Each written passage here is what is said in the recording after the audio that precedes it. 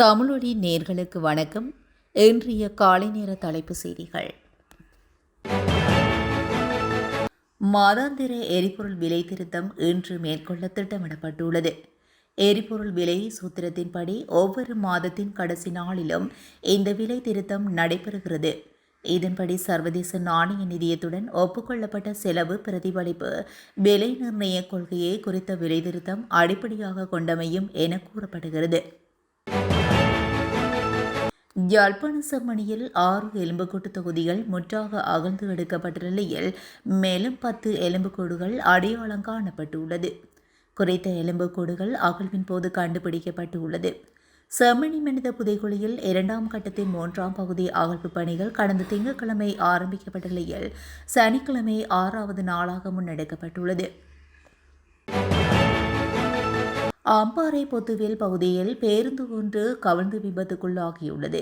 விபத்தில் ஒருவர் உயிரிழந்துள்ளதாகவும் 57 பேர் காயமடைந்துள்ளதாகவும் தெரிவிக்கப்பட்டுள்ளது.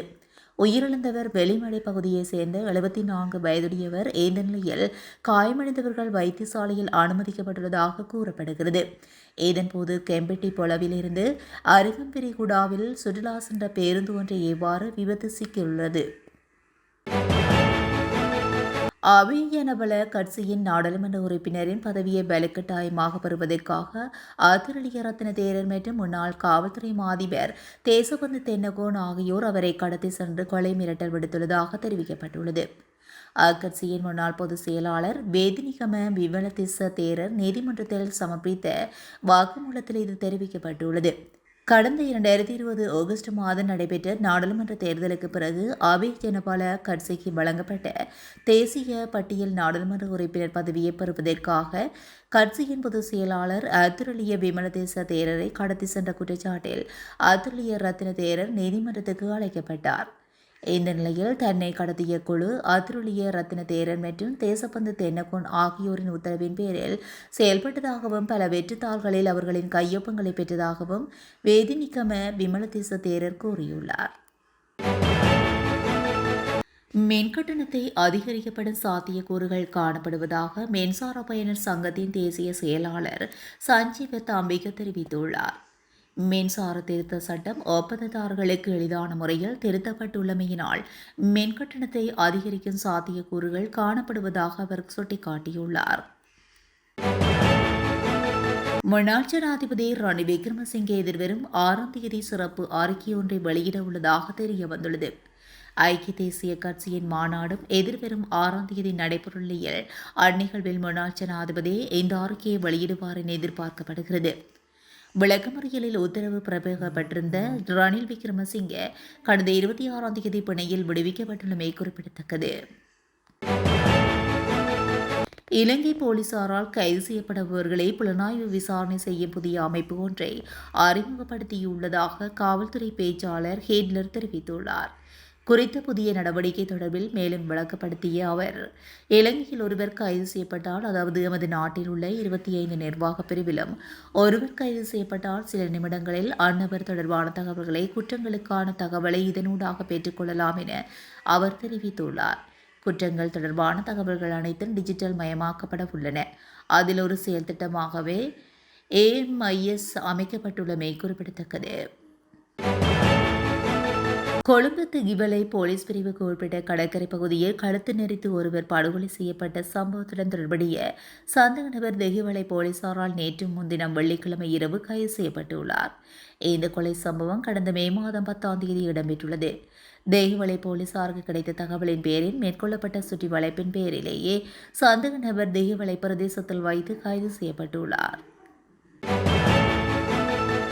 வேலிக்கடை சிறைச்சாலையில் தடுத்து வைக்கப்பட்டுள்ள முன்னாள் அமைச்சர் ராஜித சேனாரத்ன வீட்டு உணவுகளை பெற்றுக்கொள்ள அனுமதி வழங்குமாறு கோரிக்கை விடுத்துள்ளார் என்று சிறைச்சாலை திணைக்களம் தெரிவித்துள்ளது. இதேவேளை ராஜித சேனாரத்னவை பரிசோதித்த சிறைச்சாலை வைத்தியர்கள் அவரை வைத்தியசாலையில் அனுமதிக்கும் அளவுக்கு நோய் பாதிப்பு எதுவும் இல்லை என தெரிவிக்கப்பட்டுள்ளது. சிறைச்சாலை திணைக்களம் இந்த அறிவிப்பை வெளியிட்டுள்ளது. திருகோணமலை திருஞான சம்பந்தர் வீதியில் நேற்று காலை இடம்பெற்ற மோட்டார் சைக்கிள் விபத்தில் 2 படுகாயமடைந்துள்ளனர். சோனகவாடி பகுதியிலிருந்து சிவன்கோவில் பகுதியை நோக்கி பயணித்த மோட்டார் சைக்கிள் ஒன்றும் வேக கட்டுப்பாட்டை இழந்து மின்கம்பத்தில் மோதி வடிகானுக்குள் வீழ்ந்து விபத்து இடம்பெற்றுள்ளது. விபத்தின் போது மோட்டார் சைக்கிளில் பயணித்த இருவர் படுகாயங்களுக்கு உள்ளான நிலையில் திருகோணமலை வைத்தியசாலையில் அனுமதிக்கப்பட்டுள்ளனர். பேருவளை சேனன்கோட்டை பிரதேசத்தில் உள்ள உணவகம் ஒன்றில் நேற்று முன்தினம் உணவு உட்கொண்ட 30க்கும் மேற்பட்டோருக்கு உணவு ஒவ்வாமை ஏற்பட்டுள்ளது. குறித்த உணவகத்தில் உணவு உட்கொண்ட பின்னர் காய்ச்சல், தலைவலி, வாந்தி பேதி ஏற்பட்டதைத் தொடர்ந்து பலர் வைத்தியசாலையில் வைத்தியர்களிடம் சென்று சிகிச்சை பெற்றுள்ளனர். பாதிக்கப்பட்ட சிலர் பேருவளை ஆதார வைத்தியசாலையில், களத்துறை, நாகக்குடை போதனா வைத்தியசாலை மற்றும் கொழும்பில் உள்ள தனியார் வைத்தியசாலைகளிலும் தங்கி சிகிச்சை பெற்று வருகின்றனர்.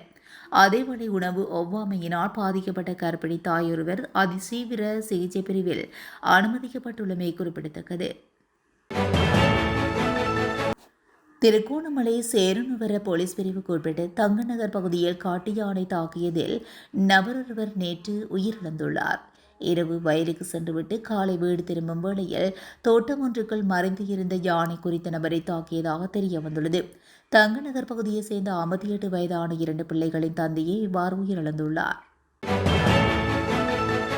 பேராதனையிற்கும் கண்டிக்கும் இடையில் ரயில் பாதையில் மேற்கொள்ளப்படும் அவசர பராமரிப்பு பணிகள் காரணமாக எதிர்வரும் செப்டம்பர் 5, 6 மற்றும் 7 தேதிகளில் பேராதனைக்கும் கண்டிக்கும் இடையில் 2 ரயில்கள் மட்டுமே சேவையில் ஈடுபடும் என தெரிவிக்கப்பட்டுள்ளது.